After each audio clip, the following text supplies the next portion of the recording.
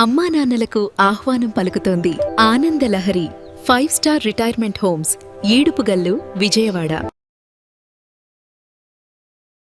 గత 2 రోజులుగా చుక్కలు చూపించిన పసిడి ధరలు ఈరోజు కాస్త శాంతించాయి. ఫిబ్రవరి 11న అంటే ఈరోజు 24 క్యారెట్ల బంగారం గ్రాముకు 27 రూపాయలు తగ్గి 15,851 రూపాయల వద్ద ట్రేడ్ అవుతుంది. వెండి మాత్రం నిన్నటి భారీ పతనం తర్వాత ఈరోజు 2,90,000 రూపాయల వరకు దగ్గర స్థిరంగా కొనసాగుతోంది. గత 3 రోజుల ధరల గ్రాఫ్ను ఒకసారి పరిశీలిస్తే సామాన్యుడి గుండె గుబేలమనేలా ఉంది. ఫిబ్రవరి 9వ తేదీన మార్కెట్ ఓ రేంజ్లో ఊగింది. ఆ రోజు బంగారం ధర గ్రాముకి ఏకంగా 131 రూపాయలు పెరిగింది. కానీ అసలైన ప్రకంపనలు వెండిలో కనిపించాయి.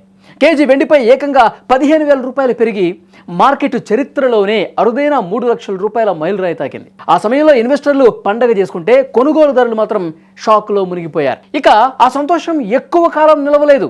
మరుసటి రోజు అంటే ఫిబ్రవరి 10న పరిస్థితి రివర్స్ అయింది. బంగారం ధర స్వల్పంగా 87 రూపాయలు పెరిగినప్పటికీ వెండి మాత్రం ఊహించిన విధంగా కుప్పకూలింది. ఒకే రోజు కేజీ వెండిపై 10,000 రూపాయలు తగ్గిపోయింది. లాభాల స్వీకరణ కోసం ఇన్వెస్టర్లు వెండిని భారీగా విక్రయించడమే ఇందుకు కారణమని విశ్లేషకులు భావిస్తున్నారు. అంటే 3 లక్షలకు వెండిన వెండి ఒక్క రోజులోనే 2.9 లక్షలకు పడిపోయి అందరినీ ఆశ్చర్యానికి గురి చేసింది. ఈరోజు పరిస్థితి చూస్తుంటే పసిడి ప్రేమికులకు కాస్త ఊరట లభించినట్టే కనిపిస్తోంది.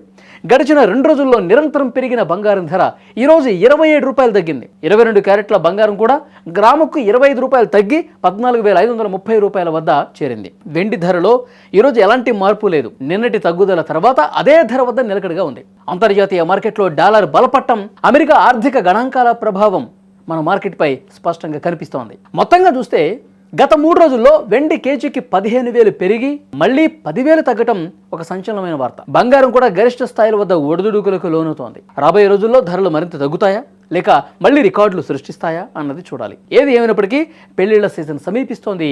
ఈ నేపథ్యంలో ఈ స్వల్ప తగ్గుదల మధ్యతరగతి ప్రజలకు కాస్త ఉపశమనమే అని చెప్పాలి.